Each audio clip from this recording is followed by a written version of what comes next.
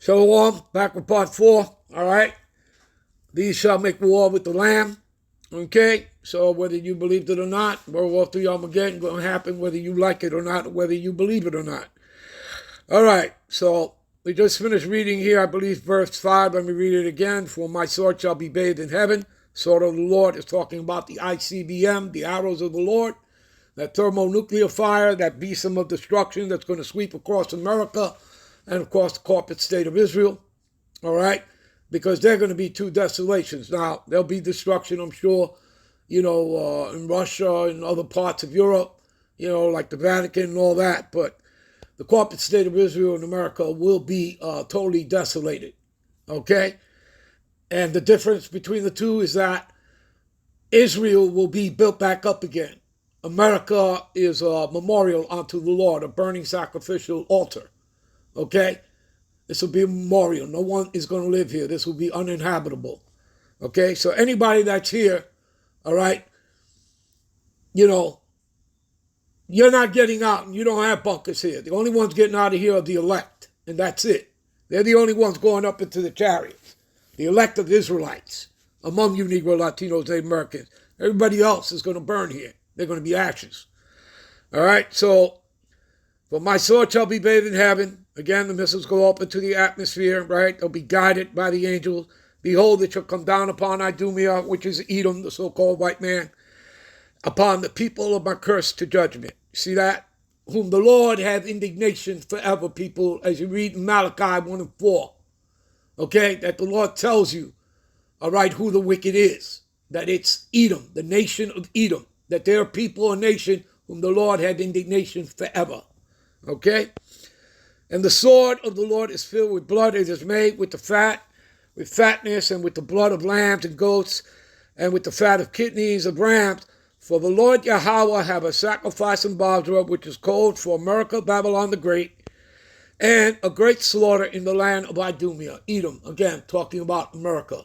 All right, because it is America that puts sanctions on people. It is America that rules. America is the last leg and extension of the revived Roman Empire.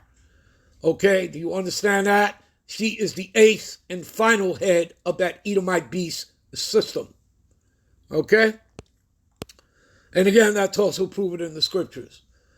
Whether in Revelations, the 17th chapter, as well as reading Daniel, the 7th chapter, all right? The little horn in Daniel, the 7th chapter, that's talking about America. Okay? So, again, people, you either have spiritual discernment, have the spiritual lenses, the spiritual glasses, or you don't. Either the Lord is supping with you or he's not. Okay? There's no in between. For it is the day of the Lord's vengeance. Hello, vengeance. You see? I thought the Lord loves everybody. This is vengeance, people. Vengeance, revenge, payback, recompense. Okay? For it is the day of the Lord's vengeance and the year of his recompense. For what? For the controversy of Zion. Didn't we read that in Joel? For his heritage, for his people. This is why the Lord is going to bring judgment upon the nations. Armageddon, World War III. Yeah, you people ain't got shit to say about that, huh? Give me a minute. Isaiah 63 and 1. You see what it says there? God's vengeance on the nation. Hello. Judgment against the Lord's enemies. Hello. Who is it that cometh from Edom with thy garments from Basra? Again, code for America. All right? That is glorious in his apparel, traveling in the greatness of his strength. I that speak righteousness, mighty to save. Okay?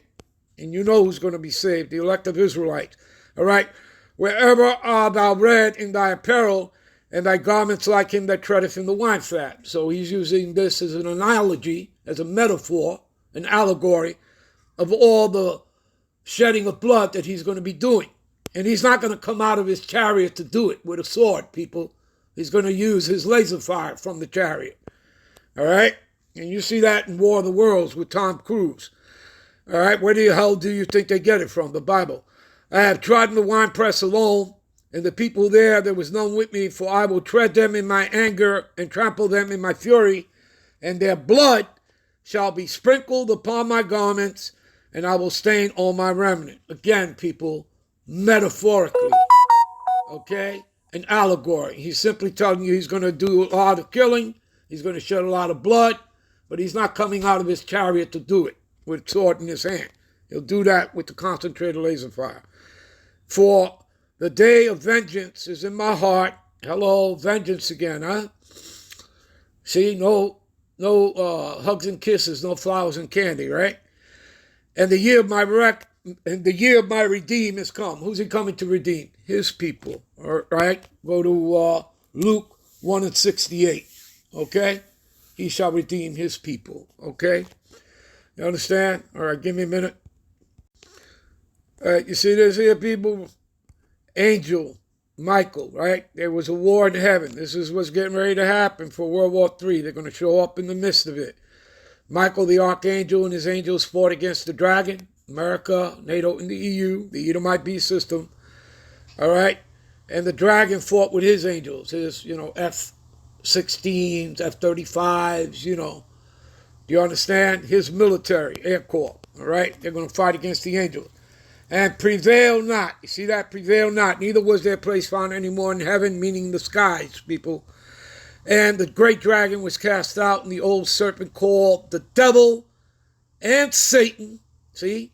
The dragon, which is Esau, Edom, NATO, and the EU, right? Which is the Edomites are also known as what? The old serpent going back to the garden, all right? Because that's talking about man, not some talking snake, all right? One of the sons of the wicked. And this is all spiritual, people, all right? The devil is talking about man, a deceiver who plays a part of the devil here on earth, and Satan simply means adversary, who deceiveth the whole world. He was cast out into the earth, and his angels were cast out with him. See that? Give me a minute. All right, Revelations, the 19th chapter and 11, all right? See, the coming of Yahushua the Mashiach, all right? All right, and I saw heaven open, and behold, a white horse. Again, that's a metaphor for the chariot, the fathership, and he that sat upon him was called faithful and true. Righteousness doth he judge and make war, right? Again, the Lamb's going to make war, right? Because they're going to make war on him. But he's coming back for war.